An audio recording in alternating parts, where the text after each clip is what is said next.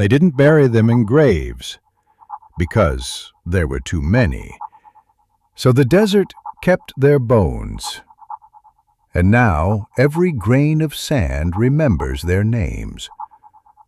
Long ago, in the land we now call Namibia, there lived a girl named Naisa. To the people who lived there, the Herero and the Nama, it was simply home, their home. Land passed down by ancestors, land that breathed with cattle, stories, and songs. Naisa was just like any other village girl, helping her mother, chasing goats with her little brother, Kaveu, and dancing when the drums called. The rivers were free. The sky belonged to everyone. And peace? Peace was not something they prayed for. It already lived with them. Until the day the men with guns came. They wore long coats. They spoke a language no one understood, German, and they pointed at the land and said, "This belongs to us now." At first, the Herero and Nama tried peace. They waited, they pleaded, but when peace didn't work, they resisted. And that's when the killing began.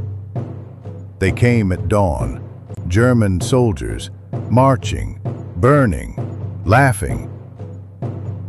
They shot mothers in front of their children. They chained young boys and made them dig their own graves.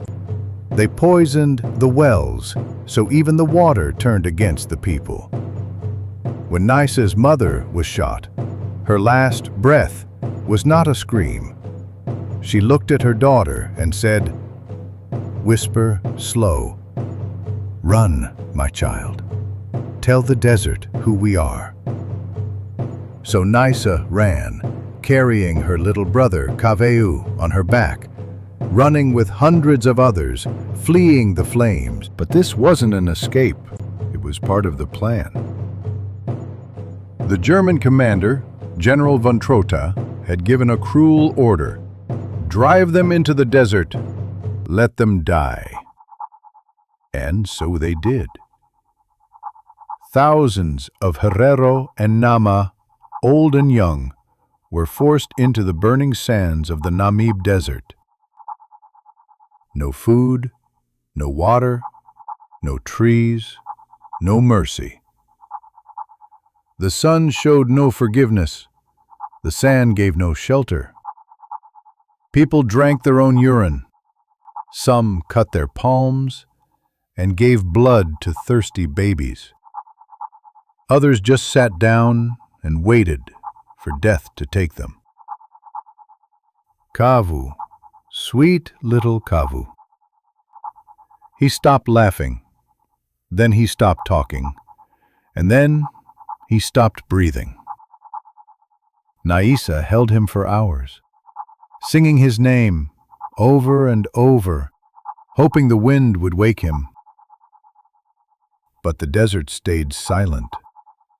So she dug a small hole with her bare hands, wrapped him in her torn shawl, and whispered, "Sleep well, my brother. I will not let the world forget you." Naisa did not die. She survived. They called her the walking grave, because she carried every name, every face, every scream inside her. She never married, she never danced again, but she told the story again and again, so no one would forget. "The desert is not empty," she said.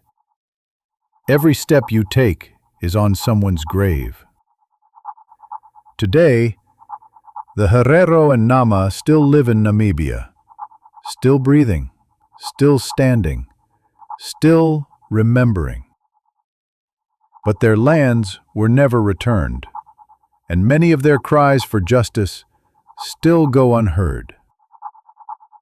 They are survivors, but survival came at a terrible price. They say, when the wind blows across the Namib today, it is Naisa calling for Kavu. It is the voice of the Herero and Nama, whispering, "We were here. We mattered. You cannot erase us." And somewhere in the wind, you might still hear her mother's voice.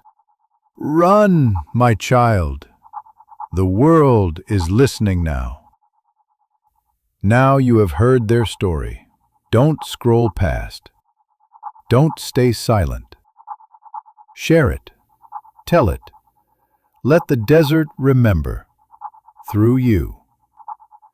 And if you want to hear more stories like this, stories that matter, stories they tried to erase, if you're watching this on YouTube, please consider subscribing to my channel, liking the video, leaving a comment, and hitting the bell icon so you never miss another story. And if you're watching on TikTok, don't forget to like, comment, share, and follow me for more powerful African stories. Your support helps these voices be heard. Thank you in advance.